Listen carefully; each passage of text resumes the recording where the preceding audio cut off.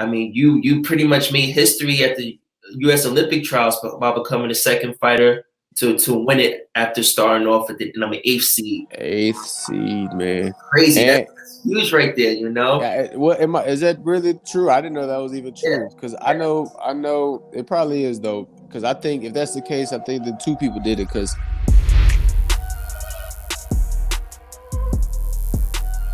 What's going on, everybody? This is Omari White, your associate editor, 1:37 p.m., and welcome to another episode of 1:37 p.m. presents Open Dialogue with Darius Fulgham. How you doing today, bro? hey, how's it going? I'm doing fantastic. Nice to be on. Good. Now, let's jump right into it, bro.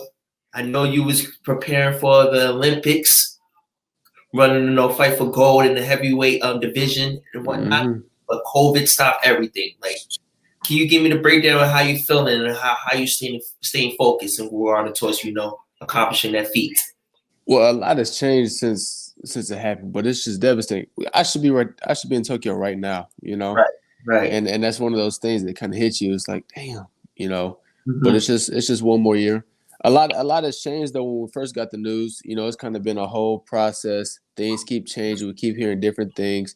Oh, this gonna happen, then this gonna happen. So then it leads to a lot of disappointment. But ultimately, for right now, Tokyo is playing for next year around the same time, and at least that gave us a new goal to look forward to. It kind of puts something back on our mind. Especially when you don't have anything looking forward to, like training. At some point, seems meaningless, but eventually, you got to find the purpose. Once you find your purpose, everything gets back to normal. So when the news first hit, completely devastated, bro. But we was able to all bounce back, and now we kind of get back into the groove of things. So it's starting to pick back up, though. Oh, for sure. That's good to hear. You know, I noticed that you got your nursing degree in Prairie View A&M University, and I want to ask you, like, has COVID-19 opened your eyes to the importance of having your degree, and like if you decided to want to go back to get your master's right now to help out the spread, or you still want to focus on your career and becoming a world champion fighter? Man, there's so many opportunities that I want to present in nursing, but I have my obligations in boxing that I have right now, and this is my dream, bro. So this is something that I put boxing aside, to focus on nursing to get my degree to finish school, and so now I finished. I put all my eggs in the basket. I'm doing all in on boxing. This is my passion. This is what I love doing.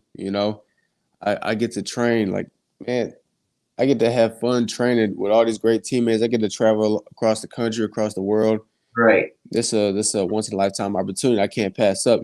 So this something I have to do now. And of course, I still have friends that are in nursing, and there's a lot of opportunities in nursing that can open for me. But it's something I got to do. This is my love. So it was an easy decision for me. Now, how did your parents feel about the decision of you just want to go fully hard with boxing instead of going back to nursing, despite what's going on? Yeah, no, I mean my family fully support any decision I make, and I thank them for that too. It makes everything a lot easier when you don't got to argue with your family. Like, no, listen, Mom, listen, Pop, this is what I want to do. Right. But I don't have to argue with them about it. They support anything I want to do, and they know I took the right steps. I secured my future, and I got my degree, so I don't need to.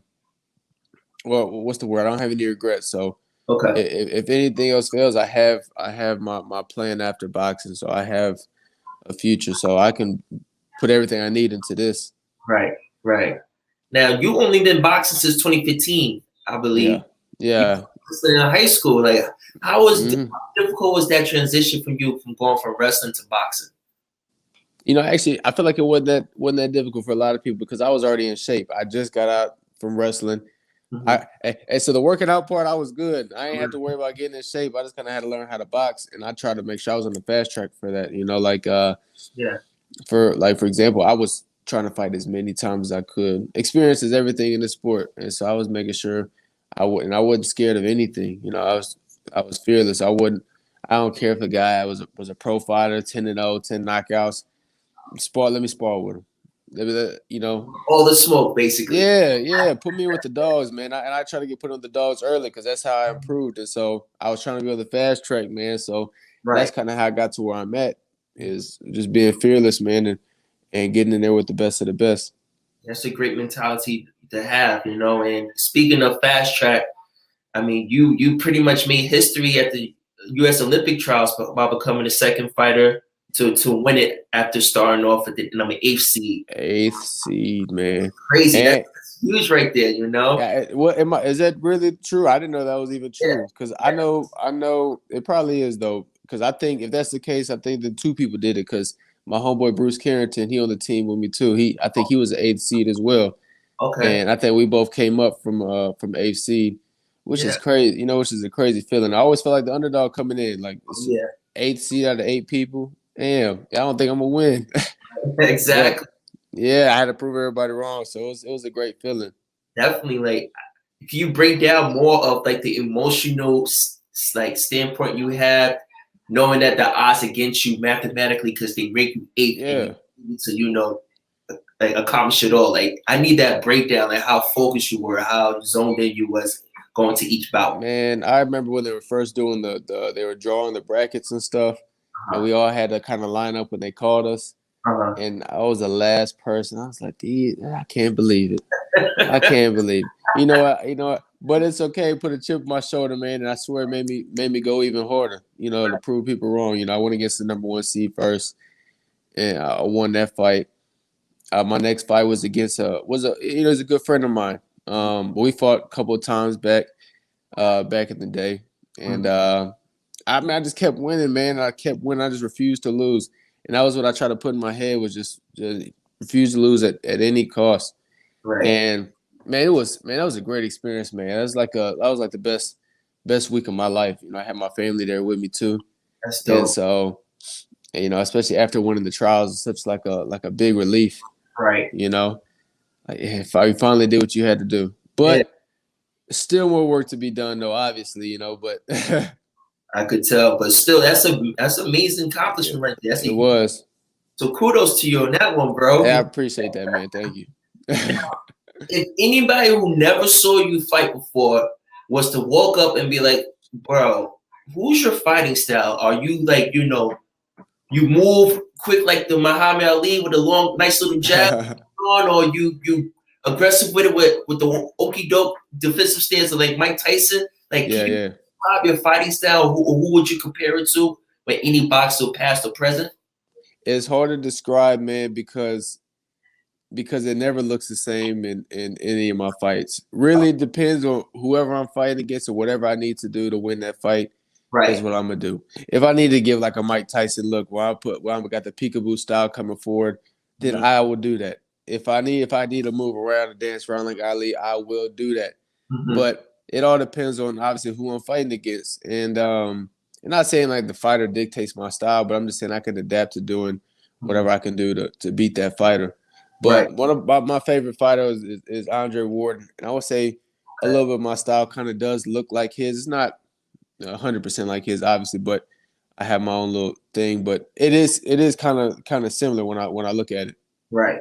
Nice. Nice. So give me your state of the heavyweight class right now in boxing. When you got Deontay Wilder and um, Anthony Joshua and Mm, Tyson Fury. Like, how do you feel about the heavyweight class right now compared to the past greats when they had Mike Tyson, Lennox Lewis, Riddick, yeah, yeah. Holyfield? Yeah, it's finally coming back up. You know, heavyweight's always been the most exciting. Everybody loves to see huge men risking their life in the ring. For some, it's all kind of like a gladiator kind of sport, but everybody loves seeing it. It's finally coming back up. And we finally got some good top American heavyweights come back. That's why we always try to root for my boy Deontay Wilder.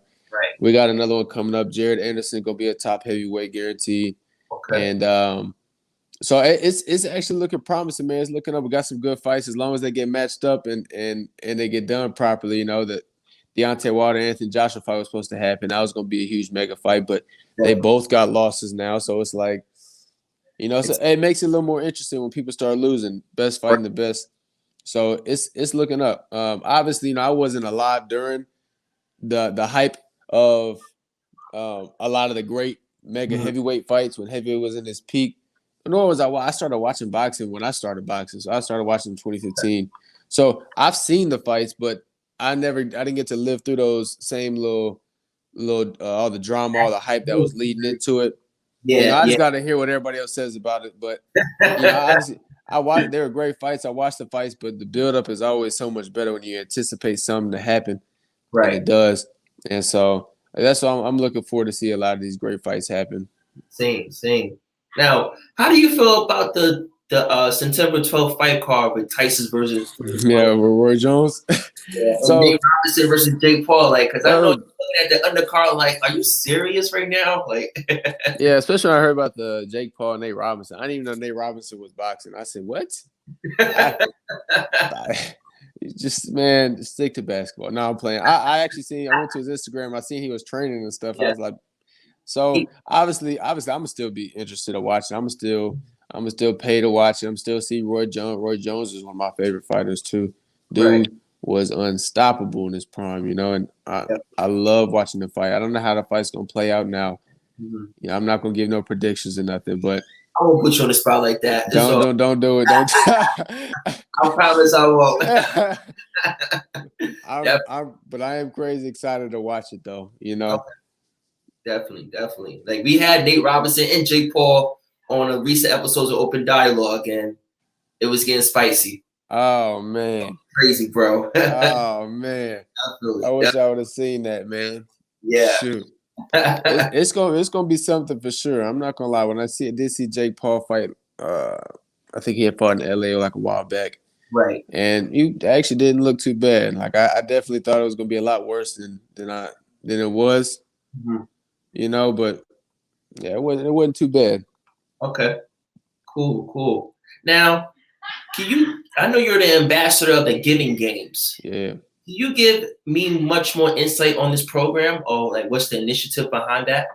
Man, I love the initiative, but it's all about just people in America supporting Americans, supporting the athletes in America.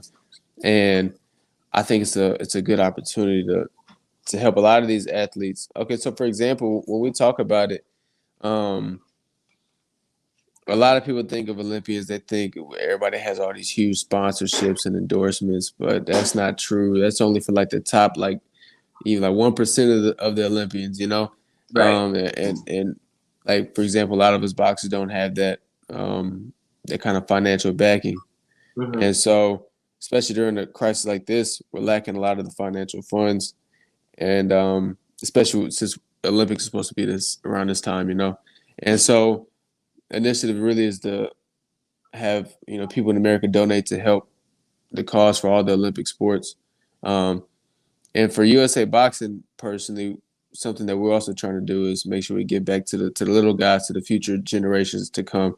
And I think that's important because, like I said, boxing saves a lot of lives, man. And some of these kids don't have a home now. The boxing gym was their home. Right. A lot of gyms are failing right now, so USA Boxing wants the money that is raised to give back to those gyms that are failing, to kind of financially support them during these times. Just like I said, it's crazy important to me. Because when I've been around to a couple of gyms, a lot of gyms, like I said, have shut down. Right. And they weren't able to survive, which is understandable. They're not getting any business, no income coming in. So I think it's a great initiative to help out a lot of people across the country. So how can somebody like myself can help out to this initiative? Like, where can we donate, or where? It's on the Giving Games 2020. It's on their website. Okay. And you go there, you have all the information. They have different little things that they do for like a medal of giving, and it show the standings where people at are donating. And you can donate to each individual sport, or you can donate to a general pool, and that money would be spread out equally among all the NGBs, which are the Olympic sports. And or even for us, you can go to our website, usaboxing.org, and you can donate directly to us. Awesome. I like that. You're gonna do your thing, Yeah, I'm a fan of it too. Like I said, it's always it's always a better feeling to give than obviously to receive. And to do something like this to help out the benefit of the whole country, I think is a blessing. For sure, for sure. Now let's have fun with it. Oh man. We're gonna speak things to existence because I can see in the future right now. I could tell how humble, how hardworking you are. That you want to be on a main event of a pay-per-view championship card.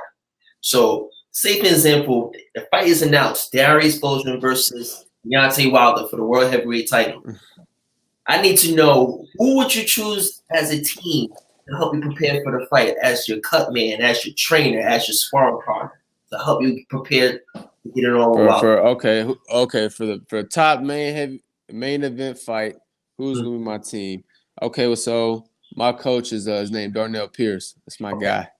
Okay. That's my guy. He's like a brother to me. You know, I always got my back. He's been there with me. Smart. No, he's boxed himself too, so he knows little ins and outs as well.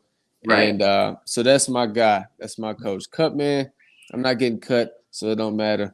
I'm loving the comment. I'm not getting cut, so I can pay whoever's there however much they charge. Sparring partners. You know, I'm actually in California right now with my guy Richard Torres, who's the super heavyweight on the Olympic team.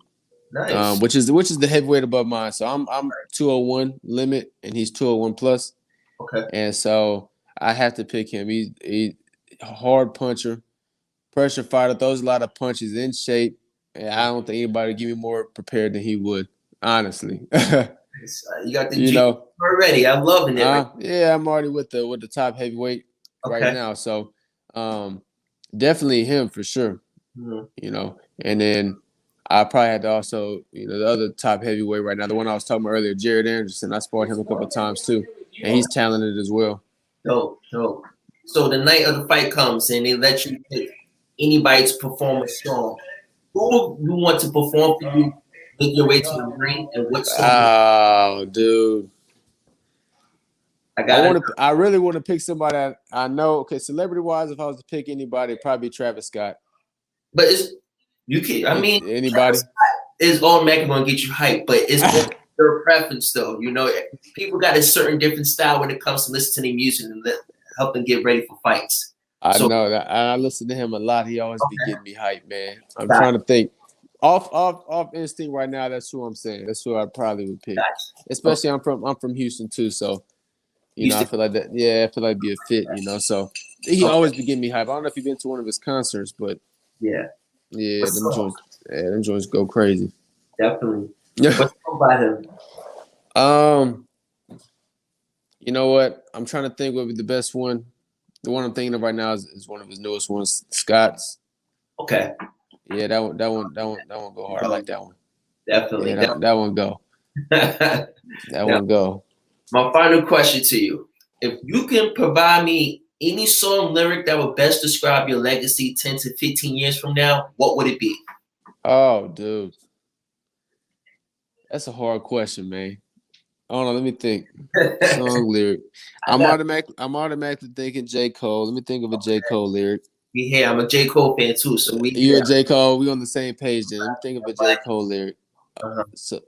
So something that would define my legacy. Yep. Oh. Man, you had to have me look something up. Give me a second. Got you. I feel like it's gonna take me like 5 minutes to think of a dang lyric. I could give you a J. Cole lyric. Man, what you got off top of the head?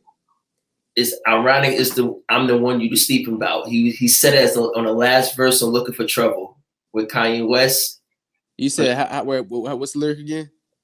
He said it's in the ending part of the song. It's ironic. I'm the one that you dreaming about that you sleeping on. It's something in that nature. Hey, you got something going on along the lines? Yeah. And you slept on. And look at the success you got right now. That's just me, Oh, I kind of feel that one though. I kind of feel that one. Would you especially describe it like that? Yeah, definitely. I kind of feel that one, dog. I got you right now. I'm going to actually give you the lyric. Exactly. Yeah, give me the full lyric. I don't know. Let me see. Can you still see me? Yep, I can. All right, let me see something real quick. I gotta go to my Apple Music real quick. Sure, do your thing. Do your thing. Let me see.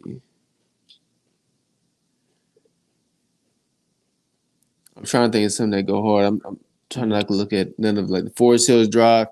Okay. The whole thing snap.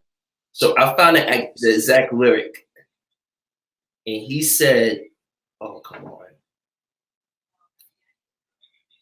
Give me 2 seconds. I'm sorry about that.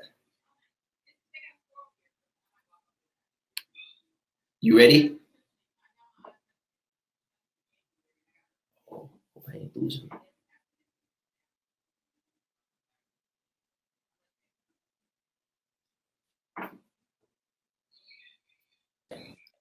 Okay.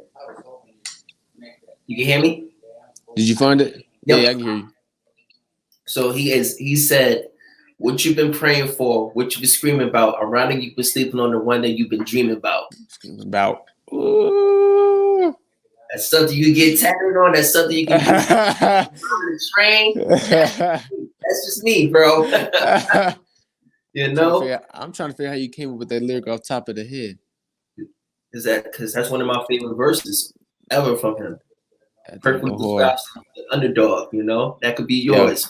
Yep. From me to you. Appreciate that, bro.